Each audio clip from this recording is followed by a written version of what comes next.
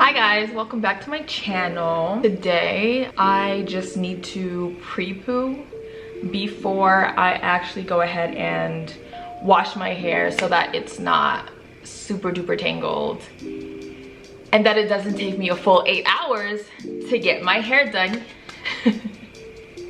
So I just have it twisted up in 2 twists. I just really felt like pre-pooing and chatting. So today I'm going to talk about, and I have some notes written down just so I don't forget anything, but I'm going to talk about my hair struggles and my setbacks, because it's not a walk in the park, right? To have natural hair, it's not something that's super duper easy to take care of, to maintain, to keep healthy, to keep on your head, to keep going. it's like really hard. It's like really hard, right? So I feel like I just really wanted to tell you guys like how hard it was like for myself, because I'm sure that you guys are going through, have gone through, will go through like a setback, and hopefully this video shows you that you are not alone. You are not alone. We are all in this together, and there is no way that I would have gotten to this point without going through all of the setbacks that I did. It was a struggle, a struggle. I would say in particular when I started doing my hair myself. That's when things just went south. So yeah, before I actually get into the story, I'm just gonna let you guys know what I'm going to be pre-pooing with. I'm gonna be pre-pooing with, there you go, Giovanni's Smoothest Silk Deep Moisture Conditioner for damaged hair. I mean, no matter what health my hair is in, I'm always gonna use products for damaged hair. That's just the way I'm set up. And then for my scalp and like the entirety of my hair, I'm just gonna use my oil mixture, which is jojoba, I'm lying, which is olive oil, sweet almond oil, and castor oil. So I'm gonna be applying this like after like I'm done, so that I can kind of like deep condition kind of, and hot oil and all of that. Yeah, so in terms of my hair journey, let me take my ring off. In terms of my hair journey, I have come through leaps and bounds. And this is filtered water. I have like a tap thing on my faucet, and I use the filtered water. I always had my mom, well, my mom always did my hair when I was a little girl. She would wash it. She bought a little chair for me. We would put it in the bathtub. She would wash it, and it would take forever. It would take a very long time for her to do that. And I remember crying a lot, lots of crying, lots of time in my hair, and I just remember it not being a very pleasant thing like to do my hair. She would do my hair maybe like once a month. She wouldn't do it very often. I feel like I've always kind of had like longish hair, and I honestly attribute that to my mom not doing, when a product's just not coming out. It's fine, I have another one. I always remember just how long it took, because I did have a lot of hair growing up. If I find pictures, I will insert. But I just remember it just was always very tedious. And then so she would do my hair maybe like once a month, not very often at all. If we'd be going to church, she would literally just take a brush, and we'd be do like, you know, the doodle braids with the you know, the balls on them and the barrettes and all of that. So she just brush it and then put the ball right back on it, and she'd be like, "You good, girl, you're fine, you're good to go." And I was like, okay. And I never really thought of my hair. I didn't really care for it much. It wasn't something that really bothered me. It wasn't something that really concerned me until wash day. I remember my dad would literally always like pick me up and throw me into the air and catch me, because I was just so frustrated. Like after I got my hair done, I was always very tender-headed. I'm still very tender-headed. It broke my heart when, you know, my dad, his back was just like, "Ooh, girl, you're a little too heavy for this, but congratulations, you got your hair done today." So I was just like, I mean, it's fine, it's cool, it's whatever. Let's see, when did I actually start doing my own hair? wow. I had finished 8th grade, going into 9th grade, and I'd gotten my first summer job.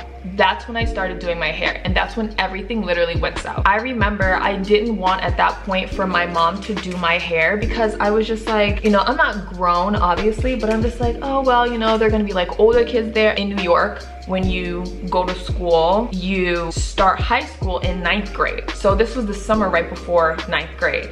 And I was just like, I wanna be out here, you know, looking young and, you know, just not my age. I don't know why, like I love looking my age now, like I really, really do. But I just remember always putting my hair up in a bun because I didn't know how to do my hair, but I knew how to put it in a bun. So that's what I did every single day. In the summer heat, in the rain, in the humidity, the entire summer I took my hair and I put it up in a bun. Now you can only imagine what that might do to your edges, but it wasn't really even my edges that suffered. It was like the length of my hair. And I just remember, and I tell my friend, this is why I wanted to go on like my natural hair journey, because I've always been natural. I've never ever had a perm, I've never had a texturizer, I've never done any of that. I've always been natural. My mom has always done my hair in braids, in whatever, but I've never had a perm. I've never been chemically processed. I've straightened my hair all throughout my life. I think like starting in like 5th grade, but I would only do that for like special occasions like everybody else. But my mom just never wanted me to get a perm. I asked her for a perm at one point because I was just like, this is taking too dang long. If we just get a perm, you know, mom, wash day could be better for you and for me. And she was just like, look, we don't have money to upkeep a perm. You have to keep putting it in. Once you put it in, that's kind of like it. And I was just like, okay, well, I guess we're gonna have to keep doing this. And we did, and honestly, I'm so glad that I never had a perm, and I'm pretty sure I wouldn't have taken care of it while it was permed. So I went ahead and all throughout that summer, put my hair in a puff, put my hair in a puff, put my hair in a puff. And then, like I was saying, towards the end of the summer, I looked at my friend and I said, I went to put my hair in a puff, and I could literally feel the end of my puff on this part of my hand. So like if you were to put your hair up like this, and you see how you have like hair that hangs, my hair literally stopped at the edge of my hand. And I said, girl, we have to do something about this. So I would say that she's actually the one, you know, my biffle.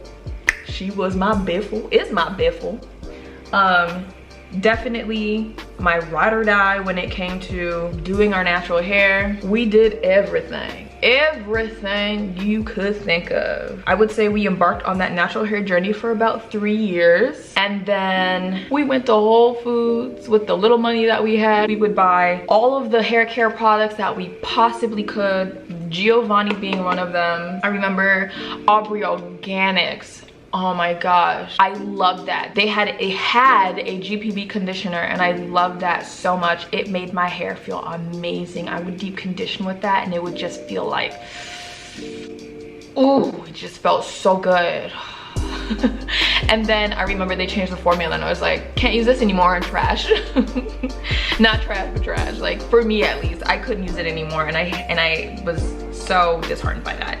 We would buy oils, like essential oils, like to put in our hair. I remember at this point I loved, I don't know about her, but I loved Natural 85's videos. I thought that we had similar hair. I don't know. You tell me. I was just like, oh, she's a great natural hair person for me to watch, because I felt like our hair looked similar. That doesn't really matter, like at the end of the day, if your hair looks similar to somebody's or not, because it could not be, and then the products they use could not work for you. But I felt like the products that she used and the oils that she used, like I would buy them also, very much influenced by that. And I remember, you know, she would make like natural hair care products in her kitchen. I would make natural hair care products in my kitchen. I would make like concoctions of like shea butter with like a whole bunch of oils, and I would whip it, and the kitchen was greasy. It was just like very, very greasy at the end of the day. But I felt like it really, really did help, like to just care about my hair. So I would definitely just stocked my house up with products up the wazoo. I was a product junkie for real, for real. I remember Cantu, I tried. There are things that I use that I would still use to this day, certain brands like Shea Moisture. Love Shea Moisture, will always use Shea Moisture. I don't know about Cantu. I feel like it doesn't really work for my hair all year round. Like it like works in the winter and I'm just like, okay, well, we have all 4 seasons up here in the north, the Northeast. So I don't know about that. But I feel like that really helped. And what else helped? Oh my god, protective styling. I didn't really know how to braid my hair, like cornrow my hair, anything like that. I definitely learned on myself, on my sisters, all throughout that time that I was doing my natural hair. Definitely learn how to braid. Definitely learn how to braid. Like, it will really help. I remember always having my hair in braids. I would either braid it myself, I would cornrow it, I would twist it, but like in a style because it's high school, so it has to be a little cute at least. I did my hair in like box braids. I would always have box braids in the winter time. That was like a really convenient style for me because I wouldn't have to do my hair for, honestly, I would keep it in for like 3 months. So I would do that. And I mean, it's so funny because I had my hair tucked away for so long that I remember this boy, I had taken my hair out and I think I had straightened it. I was a Dominican and I got that Dominican blowout.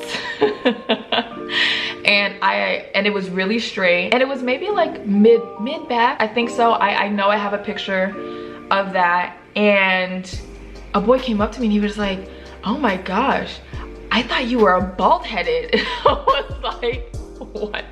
Like, why do you think that just because I have my hair in a protective style that I don't have hair? Like, that doesn't make any sense. And I think that that's also what drives a lot of people to want to have their hair out a lot, because you don't want for like other people, or you just want for yourself to be able to see your hair. Like, why have it if you cannot flaunt it? I agree with that. I really do agree with that. But at the same time, if your hair isn't healthy, if you're recovering from a setback,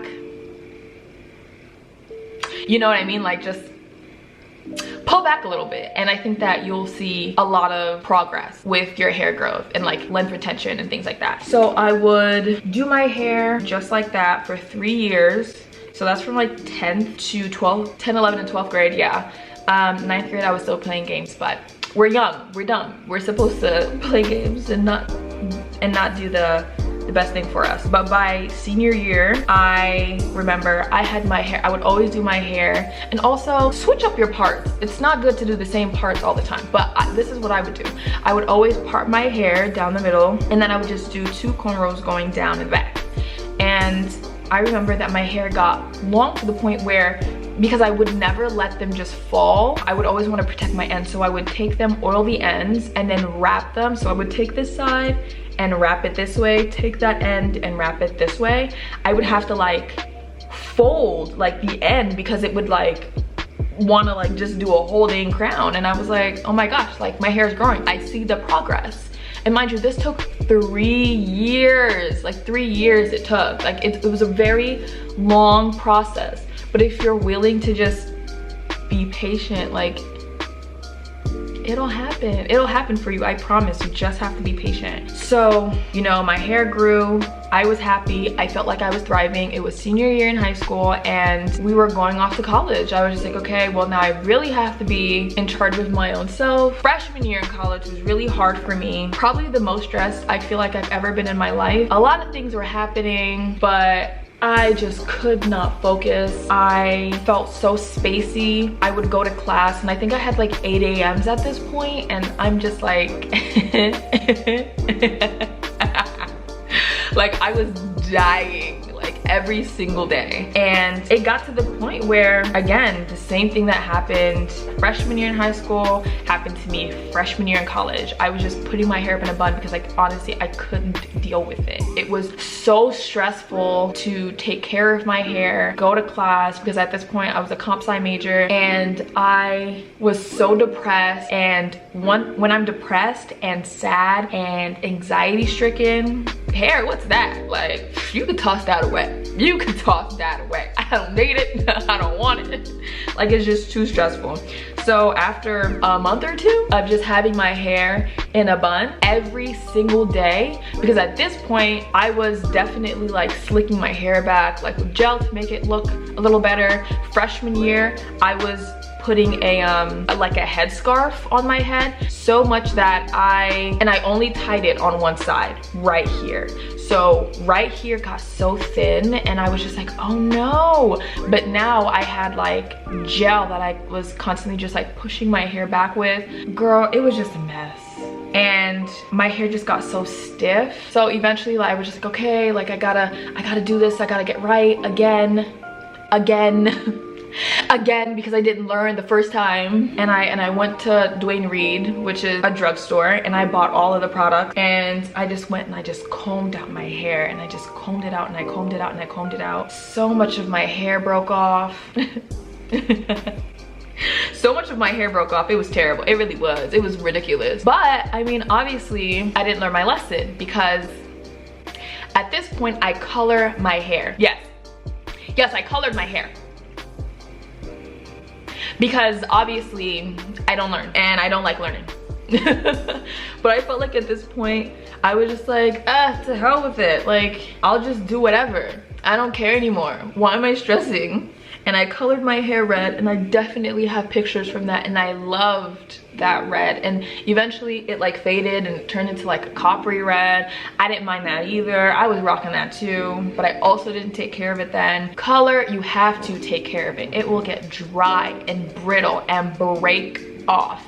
And I don't think that I was doing a very good job in the beginning of taking care of my color. I would watch out for like, you know, color sensitive shampoos and things like that, but I wasn't really great with like actually like deep conditioning. It was a one and done kind of thing.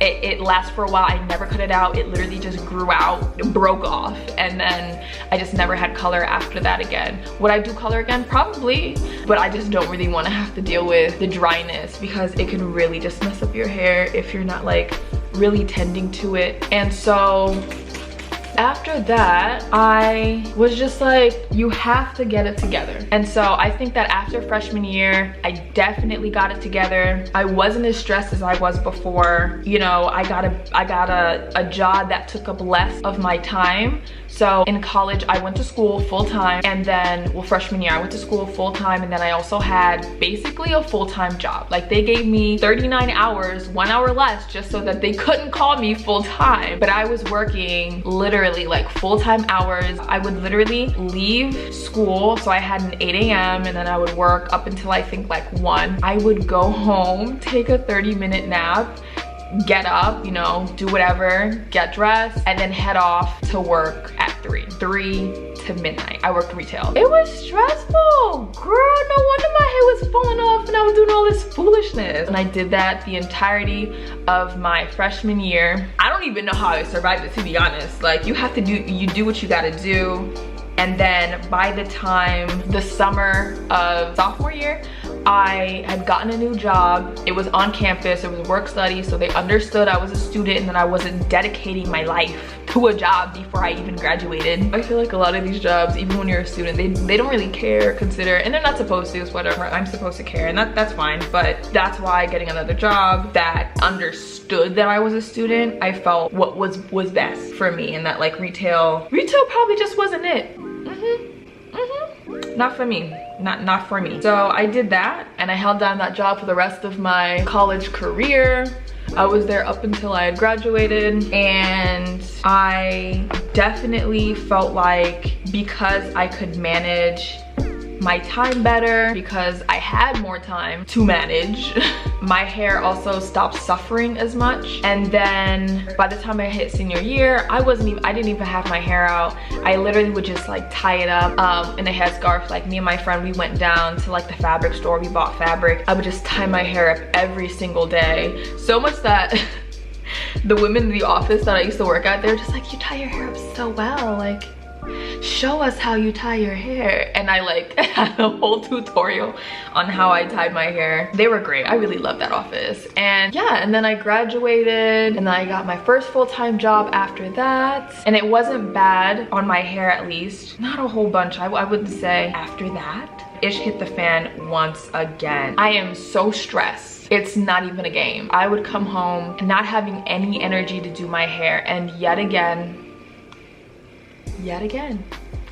I would just put my hair up in a bun every single day. And at that point, I remember just shedding a tear and just being like, I can't do this anymore. And I was just like, it needs to all go. It needs to go. It needs to be cut off, because this is a cycle that just keeps happening. It's like a continuous cycle. Like I go from, okay, not doing too well, doing better, you know, going through that phase where I'm doing okay, and then just like life gets at you and it comes at you quick. And I had called the Diva salon in Manhattan and I was just like, can you take me today, right now? And they were just like, yeah, of course, like what do you want to have done? And I was just like, a haircut. I want you to cut it all off. So at this point I had my hair in a low bun and a hat, and I had like a scarf on under the hat. So I get to the salon and the girl sits me in her chair. I'm trying to remember her name. Maybe it was like Letitia. I'll definitely put her information down below because she did an amazing job. So I sit in the chair and she's just like, so what do you want to have done today? And I'm just like, a haircut, cut it off, please cut it all off. And at this point, like my hair was still under the hat. She's like, okay, fine, go ahead, just take off the hat and, you know, take your hair out the bun and everything. Let me just see what you got. So I did that. And then she comes over and she's just like, oh my gosh, you have so much hair. Why do you want to cut it all off? And I was just like, I'm stressed. I am not having fun. I understand that like when you're that stressed, you probably should just like take a step back and like not do something so drastic. And I know a lot of people are like, well, it's just hair. But yeah, like sometimes you care, you just care, and I care, and I do care about my hair. I've always had hair. When I was younger, everybody would always tell me, oh, you look just like your grandmother. She had your hair, you look just like her. And I always held on to that because I never got to meet my grandma. And I was just like, this is like, it connects me to her. And I just that, and then also just like, I love having hair. Like I do like having hair. I just don't like that it takes so long to do, and that when I'm stressed, it does like this. So she's just like, okay, give me a second. She comes back and she's just like, I will do your hair. Like I'm gonna do the whole thing, the whole shebang. I will do your hair. After I do your hair, you can decide whether or not you still want to cut it off, and I'll cut it off for you. And I was like, bet, go ahead, do you. She does my hair, and I'm thinking the entire time, I'm like, all right, in my head, waiting for this to be done so we can cut this all off. I hope I look good bald. I hope I have a good head shape. She puts me under the dryer, and I'm still not looking. I don't want to look at it because I don't want to get disappointed. I still do want to keep my hair, but at the same time, I'm just like, so then she comes back after I'm done, removes everything, turns me around, and I'm just like, she did a really good job. She did an amazing job. And I felt like that was what made me just fall back into, okay, well, it's possible, it's doable. Sometimes you really just need somebody else to tell you that it's possible. Girl, it's possible. I'm looking at you and I'm telling you that it's possible. That is if you want to continue on like a hair journey and things like that. It might be frustrating, it might be so hard to like actually go through, but I'm telling you, it is possible, and if you really want it, you can achieve it. So that happened, and then ever since then, I thank her for helping me fall back in love with my hair and showing me that that was possible. And yeah, I just feel like I'm at a point now that I'm just so happy with my hair length. And you know, definitely I feel like I still suffer setbacks. I'll talk about my little bald spot setback because I feel like this video is already a bit too long. But yeah, So that is pretty much my hair journey. There's a lot more that I have gone through that I have not included in this video, but it would be entirely too long. But that is pretty much what I've gone through. Setback after setback, frustration after frustration. But in the end, it was worth it for me. I am happy with my hair. It still troubles me to this day, but at the end of the day, it's worth it. I keep telling myself it's worth it. It's worth it. I think it's worth it. I love my hair. I really, really do. And I love my hair for me, not for anybody else, but I love it for me. She grows for me. And yeah, that's about it. If there's anything that I left out that I feel should be included in another video, I'll definitely do that. But yeah, that's about it. Feel free to like, comment, and subscribe. And I'll see you in my next one. Bye.